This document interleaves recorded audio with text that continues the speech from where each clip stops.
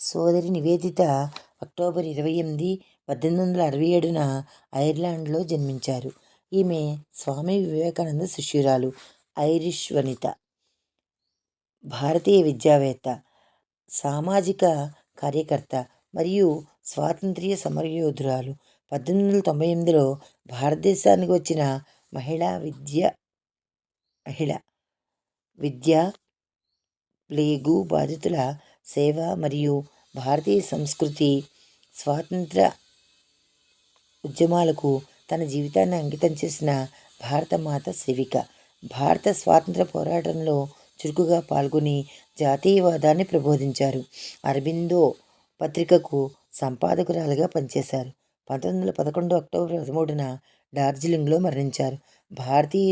భారతీయతను, సనాతన ధర్మాన్ని ప్రేమించి మాతృభూమి కోసం శ్రమించిన గొప్ప సేవామూర్తిగా ఆమె చిరస్మరణీయురాలు. రవీంద్రనాథ్ ఠాగూర్ ఆమెను లోకమాత అని పిలిచారు. ఎందుకంటే ఆమె పాశ్చాత్య దేశంలో జన్మించిన భారతదేశాన్ని తన సొంత దేశంగా భావించిన, సేవ చేసిన మహిళ సోదరి నివేదిత.